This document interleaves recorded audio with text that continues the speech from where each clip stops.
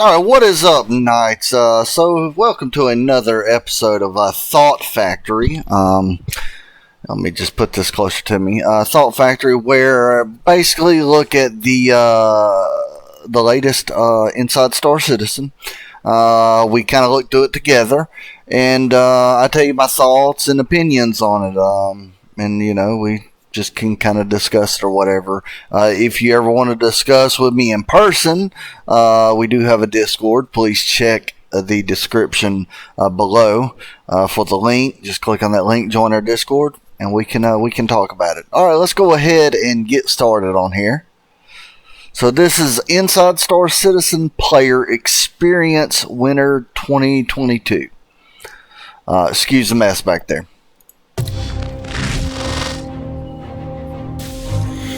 Hey y'all, Space Dad here.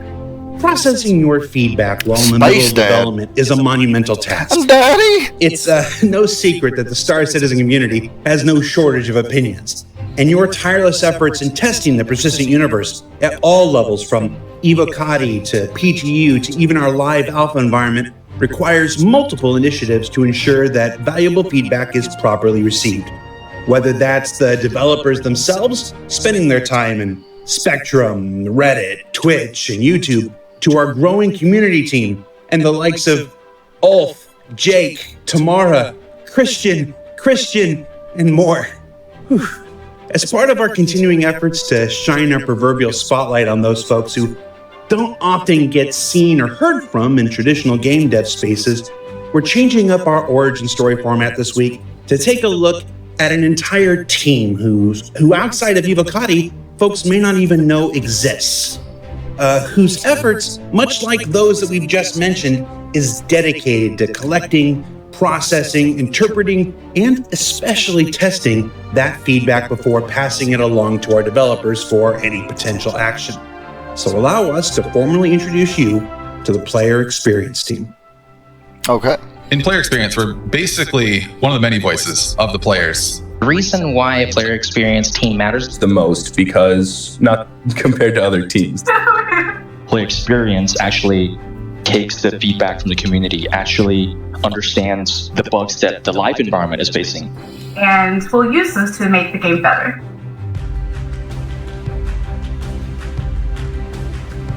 A day in the life of player. So this is basically the Evocati team? Is that what this is? I mean, am I getting that right?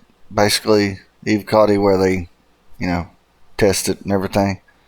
Okay, just let me know if it is. Experience team is all over the place, actually. I have to laugh. We almost don't know exactly what we're going to be doing that day. We're kind of like the late crew here. We start our day at 2 p.m. To be able to play alongside players when these builds go out. Beyond there, our day can exist from reviewing features that are upcoming.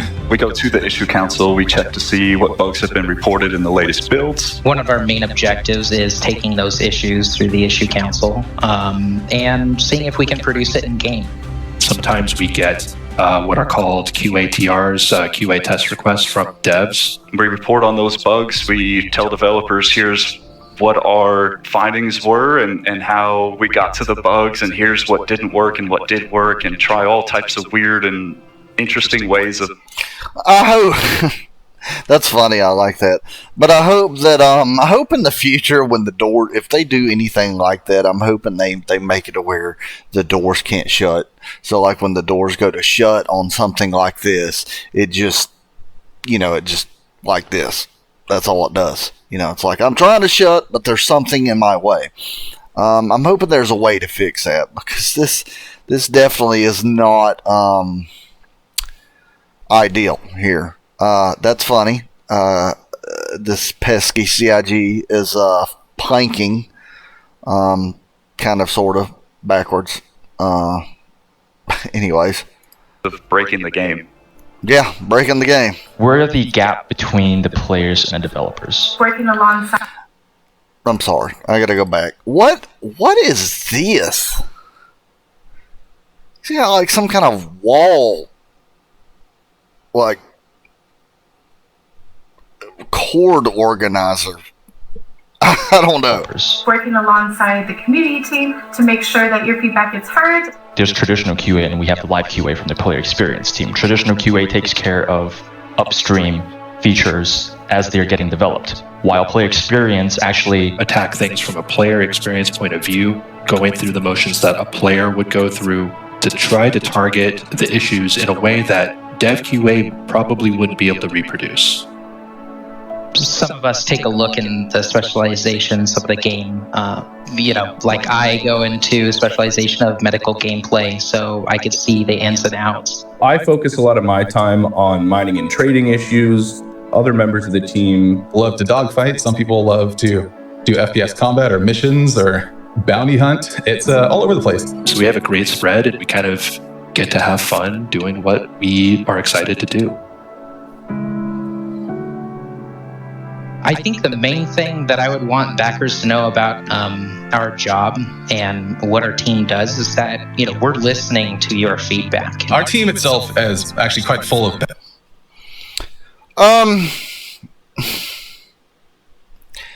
They may be listening to the feedback, but sometimes it doesn't seem that the upper, management is listening to feedback sometimes. And, the thing is player feedback isn't always, I don't want them to give in to every player that complains or moans about something or sits there and says this is too hard, make it easier. I definitely don't want that. But, at the same time, you got to kind of find a balance where, if your players are giving you feedback about some kind of bug that's happening and you still haven't fixed it, it took them forever to fix fueling, repairing, and rearming. It took them forever to fix that, and I don't know what's going on with that, but, hopefully they do better. Backers. It kind of helps me put myself in their shoes rather than just look at the data and make a decision based off that data and not necessarily gameplay. A joke made on the team a lot is that easier to learn QA than it is to learn Star Citizen. I already had my pet peeve bugs I wanted fixed. I already knew how the issue council worked. I think it's important players do know that we see the issues, we see the issue council. We have some automated systems, and sometimes your issue council might say not a bug. I think he's a Star Wars fan. Something tells me he's a Star Wars fan. That's pretty cool, though. But we are tracking it, and we are aware of it. We go back manually and open them up when we see that happen, and we do want to address it and get it into the hands of the developers. No, I'm not the reason your ship got nerfed. Might be actually responsible for that a little bit. Don't put that in there, please. I know the Ares Ion has been brought up before.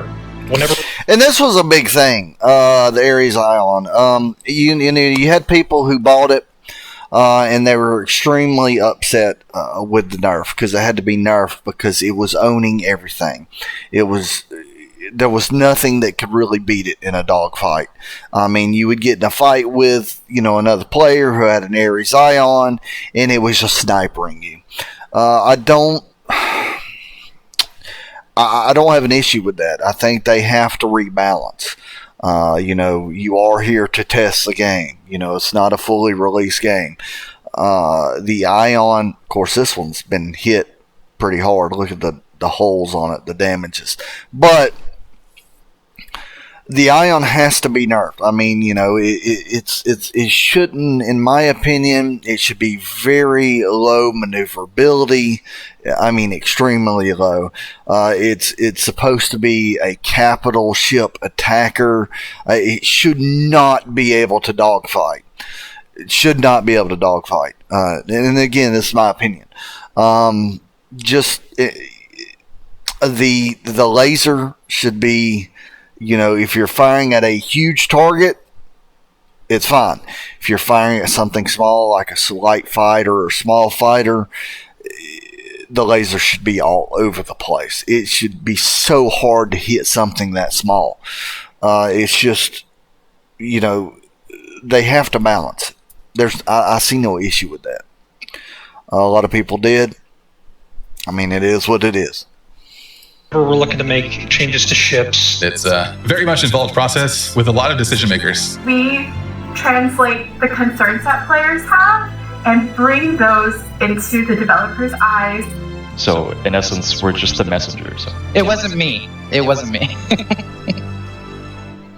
If there's one thing I want everyone to know, is we're all very much... This guy kind of looks like Fabio. If you give him blonde hair, kind of looks like Fabio. Passionate about how this project is run, because we absolutely believe and love the project. Being able to interact with a very dedicated community definitely allows us to gain a lot of insight into what the game should be and what the community envisioned the game to be. In the end, they're the ones who are really supporting the game, and they're the ones who are playing the game, and we're making a game. Let's be honest here. Most of us that play Star Citizen are Star Wars fans. Game for people to play it and have fun, and I think that's the most important part of it. People are at the heart of the Star Citizen experience, both from you outside and those within. And in the case of the player experience team, often the same folks transitioning from one to the other. And up next, it's time for another sprint report, so let's get to it. Let's start things off with these new docking areas being created for our high-tech space stations like August Dunlow found in orbit above the planet Crusader. So now, while docking came online a little while ago, several space stations and their respective archetypes still needed this work to enable docking at all the stations. Docking is absolutely awesome, but it still makes me wonder how ship-to-ship docking is going to work. This docking's pretty straightforward, except it's still real buggy. When I'm trying to dock my Hammerhead, I've actually got a little short video of me and one of my buddies docking, and he went to get on his name's Mr. Gecko. He went to get on the Hammerhead and fell through the docking collar into the cockpit and through the glass halfway, and proceeded to have a bit of a twitch fest. But anyways,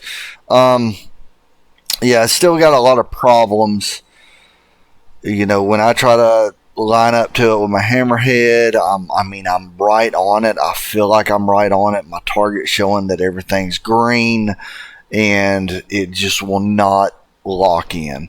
But if you hold in, it'll automatically lock you in. So if you're ever trying to dock to a docking collar with your Hammerhead or some other ship, you just hold in. When you get close to it, it'll automatically dock you, which is a great feature.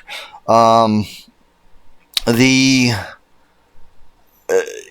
not sure how the 890 jump is going to dock, because its docking collars are on the sides. It would be cool if they had like a camera or something, like a docking collar camera, where you could kind of line it up with 890 jump.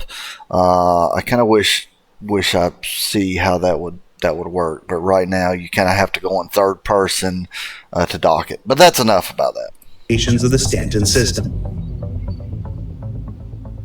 Next up, let's check in with the Drake Corsair and these gray box images of the mess hall interior, which looks to take some of its cues from what you may already be familiar with from the Drake Caterpillar. There's also the cockpit, where pilots spend most of their time. Looks just like the Drake Caterpillar. And an up-close look at the dashboard. And finally, a look at perspective pilot visibility. We've also got these looks at the Drake Vulture, which is currently rounding out final art phase with some perspective liveries. Let's go ahead and do one of those social media absolutely quizzes. Amazing. Which one is your favorite? 1, 2, 3, or 4? I like 2. I like 2. And from brand new ships to those that have seen better days, let's take another look at the continuing development of our upcoming reclaimer derelicts. Now, as part of the work our Montreal team is doing, most derelicts will fall into one of three categories: old, new, and inhabited. And as part of those inhabited, you can see here preliminary work on housing modules to be found both outside and within the wreck. Now, I know a lot of these are going to be pre-done, pre-generated derelicts. However, I wonder if you crash your ship, and I've heard that this is going to be a thing, but I'm not sure. If you crash your ship onto a planet and you leave it, let's say you never come back and get it or whatever, maybe you've got lost. I was kind of explained that what would happen is the vegetation would eventually take over your ship. Your ship would slowly degrade over time, and it would become a derelict. I'm not sure if that's true. If that's true, that's going to be amazing. That's going to be just awesome. But I would think that would take a lot of power to do. Package itself. Tech is also being developed to allow the overall object container that contains the derelict within to pick up biome information from wherever it's dynamically spawned. That means if it's spawned in snow, it gets snow covering, or in this case, ivy and a variety of plant growth. That's cool. I like that. The team is also building up a new library of derelict shaders for various states of decomposition. And when all this is brought together, it'll mean a greater variety of points of interest for you to discover and new mission areas spawned once you accept the job, all dynamically placed and dressed as needed. And before we move on, it'll also be cool, like if you're on a planet and you come across one of these, it would be cool to make a player base out of. That would be completely awesome. A short video look at the interior habitable spaces currently being fleshed out.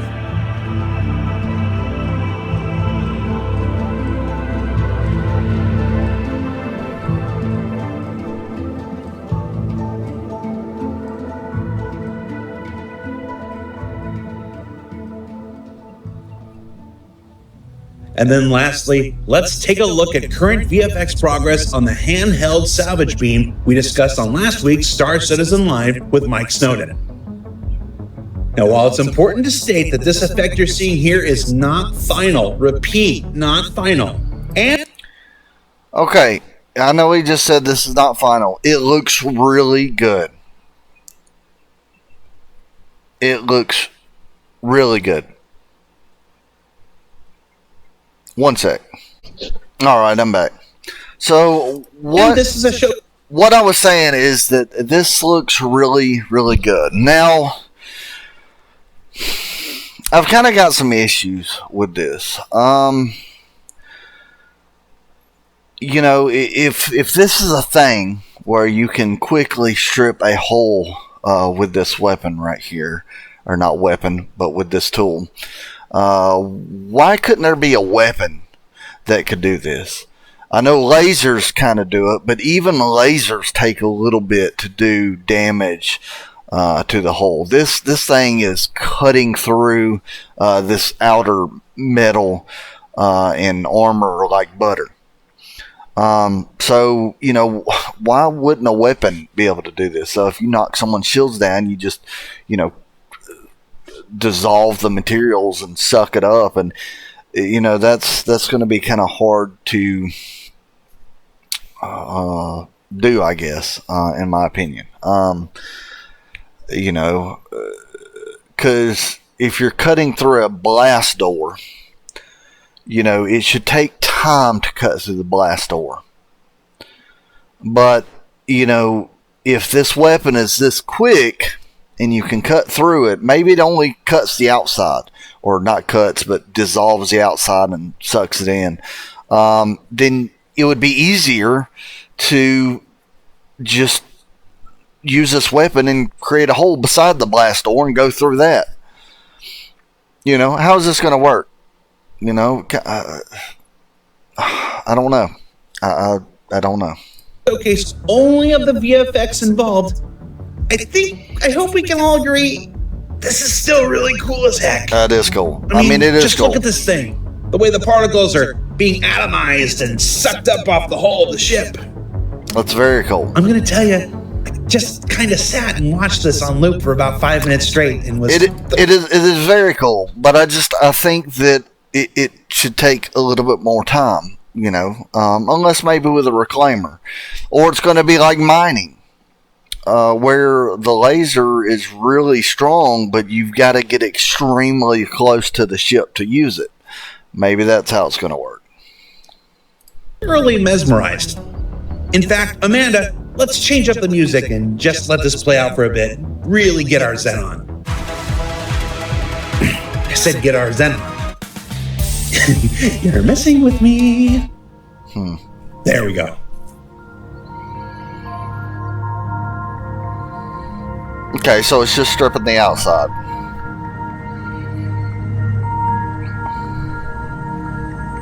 It looks really good, though. We'll learn more about salvage, ship-based and handheld, next quarter ahead of its much-anticipated introduction to the persistent universe. So what did we learn this week?